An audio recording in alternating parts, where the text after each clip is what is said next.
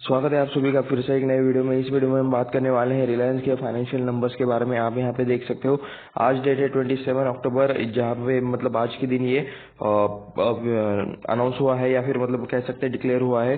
PDF upload हुई है NSC की वेबसाइट पर रिलायंस इंडस्ट्रीज की। आज ही इनके रिजल्ट आने वाले थे। आप स्क्रिप्ट नेम भी यहाँ पे रिलायंस चेक कर सकते हो। तो चलिए नीचे चलते हैं, देखते हैं कुछ और रिलेटेड मतलब अनाउंसमेंट है क्या, बोनस ऑफ या फिर डिविडेंड रिलेटेड किसी तरह का अनाउंसमेंट है क्या। ओके, यहाँ पर किसी भी तरह का अपडेट तो दिखाई नहीं दे रहा। अगर उससे रिलेटेड कोई भी एक अपडेट आया तो मैं आपको एक सेपरेट वीडियो बनाकर बता दूंगा। वैसे भी ये क्या है, बहुत सारे नाम है। ओके, यहाँ पे लिस्ट ऑफ सब्सिडीज है। तो इतनी सारी सब्सिडीज है कि यहाँ पे मतलब इन्होंने कॉलम्स वगैरह नहीं देते हुए डायरेक्टली नेम्स लिख लिए हैं। तो ये इंडिया की सबसे बड़ी कंपनी है, ये बात याद रखना। तो इसके नंबर्स भी सबसे ज्यादा हो गए। उसके बाद लिस्ट ऑफ जॉइंट वेंचर्स में भी आप यहाँ पे आलोक इंडस्ट्रीज का नाम यहाँ पे देख सकते हो। बाय द वे, आप आलोक इंडस्ट्रीज इंटरनेशनल लिमिटेड, आलोक इंडस्ट्रीज लिमिटेड, तो ये सब्सिडीज है, ये लिस्ट ऑफ एसोसिएट है। तो ये कंपनी बहुत बड़ी है। तो ये देख ही सकते हो आप, यहाँ पे कितने सारे चीजें मेंशन की गई है। ओके, हम आ चुके हैं रिजल्ट पर और ये है consolidated result for the quarter and half year ended. Just wait. तो मैंने इसे कर लिया है सेट, नंबर है करोड़ में। तो चलिए डेटा पढ़ना स्टार्ट कर लेते हैं। तो आप यहाँ पे देख सकते हो टोटल इनकम यहाँ पर इन्होंने लिया हुआ है। टोटल इनकम है 2,38,797 crore and last year June quarter का टोटल इनकम था 2,14,644 करोड़। तो यहाँ पे देख सकते हो 2,14,000 का हुआ है 2,38,00,000। तो यहाँ पे मतलब अच्छा 2,38,797 लाख। तो यहाँ पे मतलब इनकम में ग्रोथ हुआ है। लास्ट ईयर के कंपैरिजन में चेक कर लेते हैं, 2,35,693 था। तो ये भी मतलब थोड़ा सा ही फ्लैट यहाँ पे बढ़ा है, ज्यादा इनकम बढ़ा नहीं है। इन ईयरली कंपेयर करोगे तो आपको नंबर्स मतलब ओके ओके ही देखने को मिलेंगे, ठीक ठाक देखने को मिलेंगे। लास्ट टाइम भी 2,35,000 था एंड इस बार भी 2,38,000 है। यानी कि ईयरली एज इट इज है नंबर। ईयरली नंबर्स में ज्यादा कुछ डिफरेंस नहीं है इनकम के। लेकिन अगर मतलब लास्ट क्वार्टर के हिसाब से आप कंपेयर करोगे तो वहां पर आपको ग्रोथ देखने को मिल रही होगी। तो चलिए एक्सपेंसेस देख लेते हैं। टोटल एक्सपेंसेस आपको यहाँ पर ये देखने को मिल जाएंगे। ये है टोटल एक्सपेंसेस। तो यहाँ पे 2,12,304 का यहाँ पे खर्चा किया गया है इस क्वार्टर में। एंड मतलब 2,38,000 से 2,12,000 माइनस करोगे तो आपको मिलेगा नेट प्रॉफिट, जो कि है 26,493। तो इस क्वार्टर का जो ऑपरेटिंग प्रॉफिट है बिफोर टैक्स वाला वो है 26,493। लास्ट जून क्वार्टर में कितना था, 2,14,644 के इनकम से 1,90,350 एक्सपेंसेस यानी कि खर्चा माइनस किया तो बचता था प्रॉफिट 24,000 का। यहाँ पे प्रॉफिट बचा था 24,294 करोड़ का यहाँ पे प्रॉफिट है। तो 24,000 का जो लास्ट क्वार्टर में प्रॉफिट था वो भी बन चुका है 26,000। यानी कि प्रॉफिट में, ऑपरेटिंग प्रॉफिट में हमें ग्रोथ देखने को मिल रही है इस क्वार्टर में as compare to last quarter of June. उसके बाद लास्ट ईयर के सितंबर क्वार्टर की मतलब डाटा देखते हैं। 2,35,693 लाख का उस टाइम पे इनकम था। तो 2,35,000 में से माइनस हो गए 2,15,000। तो उस टाइम पे मतलब नेट सॉरी ऑपरेटिंग प्रॉफिट कितना आया था, 20,236। तो यहाँ पे देख सकते हो 20,000 से भी मतलब 26 ज्यादा है एंड 24 से भी 26 ज्यादा है। यानी कि दोनों साइड पर आपको मतलब अच्छा खासा यहाँ पे ग्रोथ देखने को मिल रहा है। ये मैं फिर से एक बार आपको दिखा देता हूँ यहाँ पे। जस्ट वेट, ये थोड़ा सा बड़ा मार्कर ले लेते हैं। ओके, तो आप यहाँ पे देख सकते हो 20,000 का 20,000 वो 67 का हो गया 24,370 एंड अभी के जो सितंबर क्वार्टर में देख सकते हो 26,551 हो चुका है। यानी कि ऑपरेटिंग प्रॉफिट में ग्रोथ देखने को मिल रही है। उसके बाद प्रॉफिट फॉर द पीरियड, ये चीज आपको देखनी है एंड ये है टैक्स देने के बाद प्रॉफिट। ओके, यहाँ पर मतलब डिफर्ड टैक्स, ये सारे टैक्स यहाँ पे ऊपर लिखे गए हैं। ये सारे टैक्स है, ये आप देख सकते हो। मैं एक बार इस स्क्रीन को क्लियर कर लेता हूँ। तो सितंबर क्वार्टर का, इस वाले सितंबर क्वार्टर का प्रॉफिट है 19,878।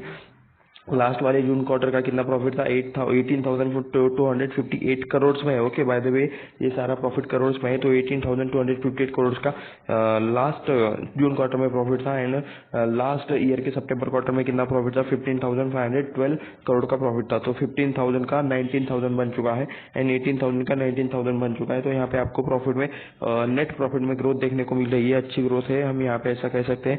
जितनी बड़ी ये कंपनी है तो कंपनी के हिसाब से इस ग्रोथ का हम अच्छा यहाँ पे कह सकते हैं। तो यहाँ पे ईपीएस रिलेटेड चीजें यहाँ पे कहाँ लिखी है, एक बार हम चेक कर लेते हैं।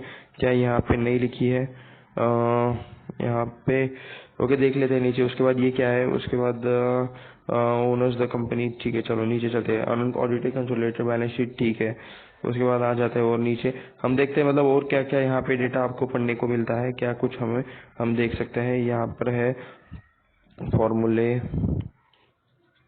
तो ये है शायद unaudited consolidated segment information segment. Okay, ये भी हमें देखना है, इसे भी हमें कवर करना है। आप यहाँ पे देख सकते हो रिलायंस का मेन जो मतलब बिजनेस है वो है ऑयल का। तो आप यहाँ पे देख सकते हो ऑयल टू केमिकल यहाँ पर लिखा हुआ है O2C। यहाँ से इन्हें सबसे ज्यादा बिजनेस आता है 1,47,988 करोड़ का इनको बिजनेस आता है। जो जामनगर में रिफाइनरी है, जो मतलब दुनिया की सबसे बड़ी रिफाइनरी है शायद, या फिर एशिया की सबसे बड़ी रिफाइनरी है। Please correct me if I am wrong in the comments. Oil and gas यहाँ पे देख सकते हो, ऑयल एंड गैस से 6,620 का रेवेन्यू आता है। और उसके बाद सबसे ज्यादा रेवेन्यू आने वाला सेकंड नंबर का सोर्स है रिटेल। आप यहाँ पे देख सकते हो रिटेल, रिलायंस रिटेल भी एक बहुत बड़ी कंपनी है जहाँ से उन्हें 77,163 करोड़ का रेवेन्यू आता है। इस साल के इस सितंबर क्वार्टर में 77,000 का रेवेन्यू आया है। तो रिलायंस रिटेल भी काफी अच्छे तरीके से तेजी करते हुए आपको दिखाई दे रहा होगा। डिजिटल सर्विसेज एंड अदर से यहाँ पे 32,000 एंड 19,000 करोड़ का यहाँ पे इन्हें रेवेन्यू आता है। तो यहाँ पे दो चीजें यहाँ पे मैंने ऑयल टू केमिकल का बिजनेस, जो कि ये जामनगर रिफाइनरी वाला O2C वाला ऑयल एंड गैस बिजनेस भी आप यहाँ पे देख सकते हो, एंड उसके बाद रिटेल। तो ऐसे यहाँ पे जो कुछ सेगमेंट है जहाँ पे ये सबसे मतलब ज्यादा रेवेन्यू आता है। तो चलिए नीचे चलते हैं एंड यहाँ पे देखते हैं कि क्या कुछ और चीजें है। तो हम आज रहे जस्ट वेट, मैं सब चेक करके आपके पास आ जाता हूँ।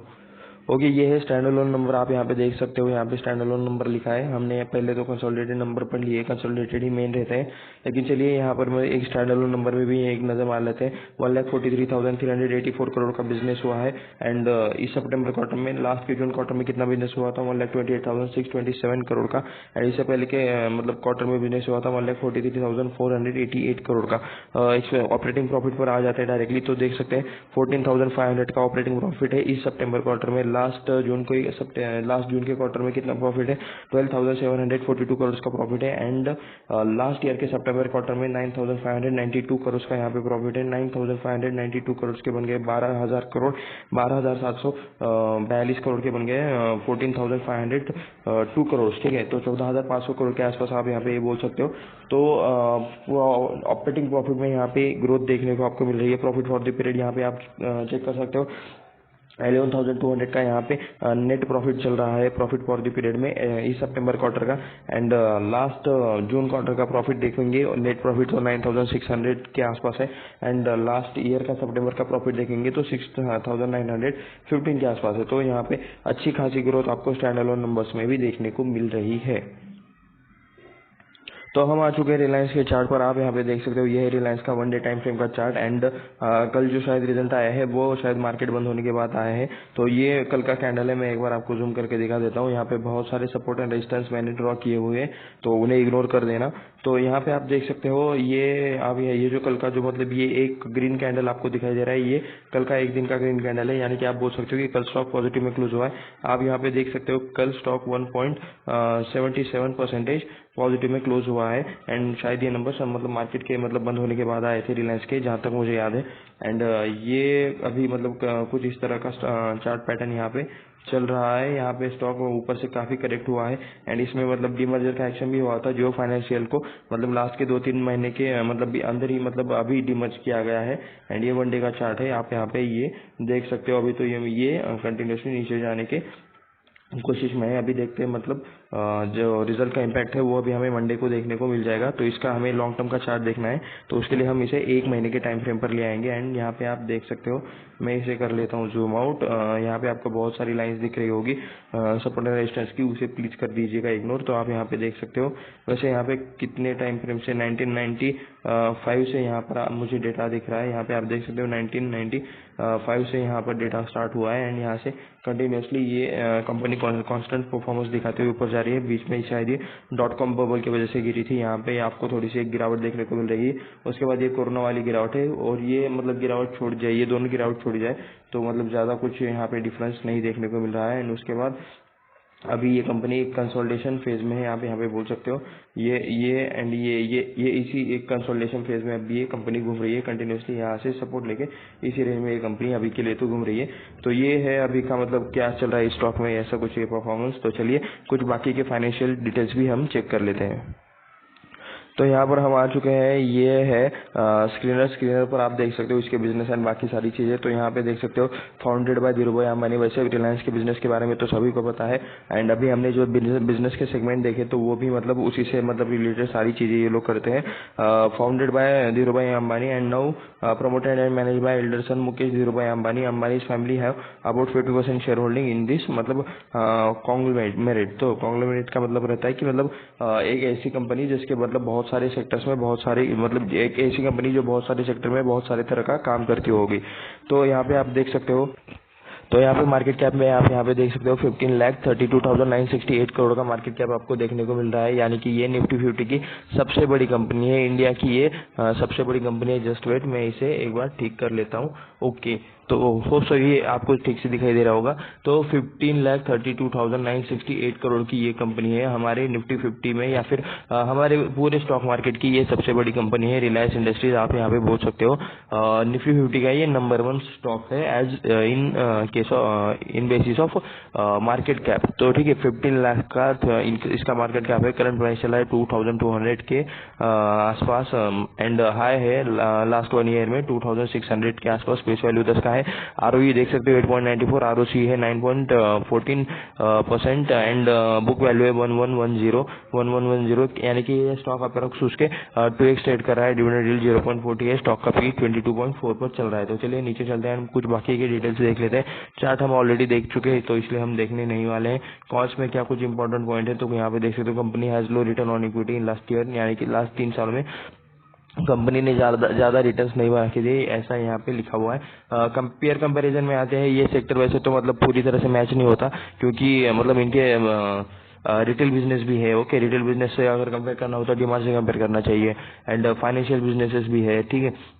कुछ डिजिटल बिजनेसेस भी है। तो मतलब फिर भी हम कंपैरिजन कर लेते हैं, क्योंकि इनका मेन बिजनेस जो है वो ऑयल टू केमिकल से ही आता है, O2C से ही आता है। तो ठीक है, BPCL है, IOCL है, यहाँ पे HPCL है। तो ऐसे कंपनी के साथ हम यहाँ पे इसे कंपेयर करने वाले हैं। तो यहाँ पे देख सकते हो IOCL का मार्केट कैप यहाँ पे कितना है, 1,22,713 का मार्केट कैप है, जो कि मतलब रिलायंस इससे कई ज्यादा बड़ी कंपनी है। 15,32,967 करोड़ का यहाँ पे मार्केट कैप है। पी यहाँ पे 22 का चल रहा है। IOCL का यहाँ पे 4.99 पे चल रहा है, एंड बाकी के सारे पी आपको छोटे देखने को मिल जाएंगे बाय द वे। एंड ये कुछ रेसगेन नाम की कंपनी है जिसके बारे में मुझे पता नहीं है, जो इसका पी 35 के आसपास चल रहा है। वैसे ये कंपैरिजन एकदम एक्यूरेट कंपैरिजन नहीं रहेगा, क्योंकि मतलब रिलायंस इंडस्ट्रीज के बहुत सारे बिजनेस है। तो सिर्फ एक बिजनेस के सेक्टर से कंपेयर करना ये थोड़ा सा मतलब ठीक नहीं रहता। तो ये बात आपको पता रहनी चाहिए। BPCL का देख सकते हो 72,659 का मार्केट कैप है, एंड HPCL यहाँ पे है। वैसे ये लोग मतलब OTC में ज्यादा काम नहीं करते, इनका काम अलग है, रिलायंस का काम अलग है। तो क्वार्टरली रिजल्ट पर आते हैं। यहाँ पर हम देखने वाले हैं कि क्या मतलब यहाँ पे कांस्टेंट यहाँ पे परफॉर्मेंस देखने को मिल रहा है। इसको मैं थोड़ा सा जूम आउट कर लेता हूँ। कल के भी नंबर्स इसमें अपडेट हो चुके हैं। तो सेल्स देख सकते हो, मतलब इतने सेल्स है 1,11,236 करोड़ के सेल्स है सितंबर 2020 में। ये सेल्स बढ़ते बढ़ते अभी कितने हो चुके हैं, तो डबल के आसपास ये सेल्स हो चुके हैं। कितने मतलब 2020 से 23 में, यानी कि 3 सालों में ये सेल डबल हो चुके हैं। 2,31,886 करोड़ का सेल हुआ है अभी के सितंबर क्वार्टर में। एंड यहाँ पे आप देख सकते हो, यहाँ पे कंपैरिजन में ना आपको पता चलता है एग्जैक्टली कि मतलब पहले कैसा परफॉर्मेंस था, अब कैसा परफॉर्मेंस हो रहा है। सिर्फ अगर 1-2 क्वार्टर के नंबर देखोगे तब ज्यादा आपके दिमाग में प्रकाश नहीं पड़ेगा, लेकिन ये चीजें जब आप देखते हो तो मतलब आपको समझ में आता है कि कंपनी कैसी ग्रोथ कर रही है कंटिन्यूसली। मतलब बहुत सारे क्वार्टर्स आप कंपेयर करते हो ना, तभी आपको समझ में आता है कि क्या चल रहा है। तो 18,945 करोड़ का प्रॉफिट था, जो 26,000 के रेंज में चला गया, फिर 37, फिर 30 में आ गया, फिर 38 में, एंड अभी ये चल रहा है 40,000 के रेंज में। 40,968 करोड़ का यहाँ पे ऑपरेटिंग प्रॉफिट है। तो चलिए यहाँ पे कुछ बाकी सारी चीजें सब कुछ काट झाट कर हम डायरेक्टली आ जाते हैं नेट प्रॉफिट पर। सितंबर 2020 में 10,600 करोड़ का यहाँ पे इनका नेट प्रॉफिट था, जो कि अब बढ़ते बढ़ते 20,000 के रेंज में आ गया है, 18,000, एंड वहाँ पे फिर से 19,878 करोड़ का यहाँ पे आपको प्रॉफिट देखने को मिल रहा है। यानी कि शॉर्ट टर्म में भी मतलब इस कंपनी में आपको अच्छी खासी ग्रोथ देखने को मिल रही है in case of numbers in on, ठीक है।